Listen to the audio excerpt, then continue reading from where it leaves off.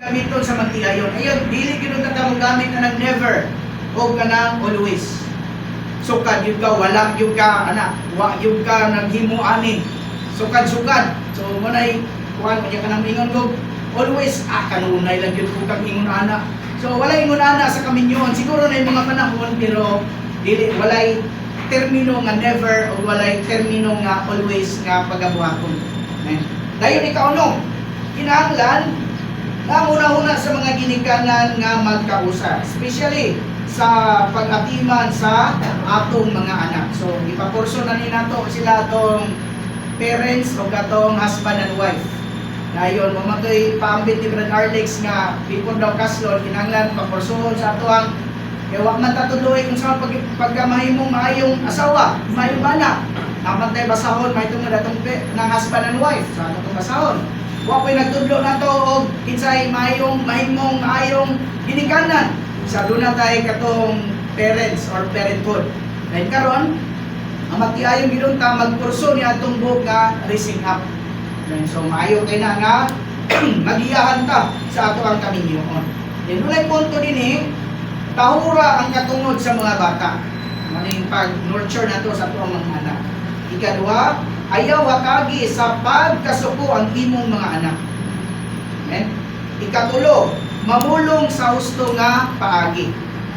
Ika-upat, agaka ang inyong mga anak sa pagpantun o pagtambag sa Ginoo. So ato silang pantunon o tambagan diha sa Ginoo. Ikalima, dada ang inyong mga anak ngadto sa Ginoo. Karon kay naaman mo sa gyud maligal naman yun ang inyong kaminyoon kanang inyong mga anak inyo yung dadon sa Ginoo. Mualagad sila sama sa inyong pag-alagad. Magkinaunsa man ang kaminyoon, doon na may ups and downs. Di gyud ka mubiya sa mga panagkatigo. Di gyud ka mubiya sa iglesyanong kinabuhi. Dayon dadto nato ang atoang mga anak dinhi sa iglesyanong kinabuhi. Ayon karon kay doon naman tay bagong pagsugod. Ini mangong pagninyo bago ning pagsugod. So ang duha kaunod himuon ng usa ka unod sumala sa Episo 5:31.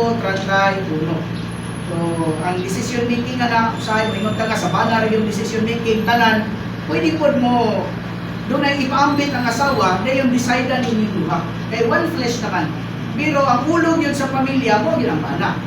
Amen. Kaya ang ulo sa bana mao man si Kristo. Pero sa Episo Brad kay ningon man nga higugmaa ang kaugalingon nimong asawa. So nagpasabot nga ang pag-amping pag-atiman nato sa atuang asawa pinaagi sa paghigugma. Amen. Dayon ikaduha kinahanglan ta kay bago man siyang pagsugod kinahanglan tang mangayo og pasaylo kay siguro kining mga anak sugod sa dili sa diyang ilalong pata sa puder sa atuang mga ginikanan.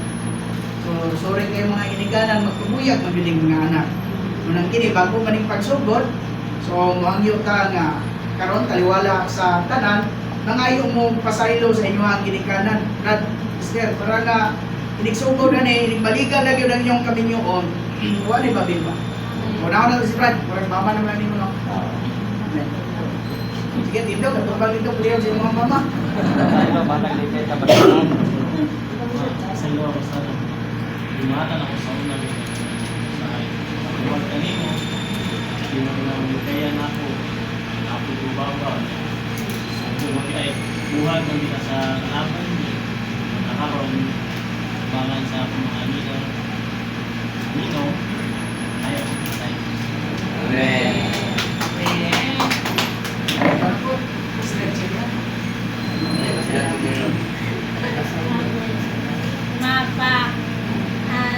Bagong pagsugod naman yun siya na karon. Mangayo ko pasaylo sa pamagita, magita kay pasaylo nga sa dali kay kumasuko lagi na magkukay ko pasensya. Mangayo ko pasaylo. Magahay mo yung sa Ginoo nga transformahon dito niya. May mo ko mayong anak bisag namin yung Amen. So, istoryahan sa nato na yung mama ni mo.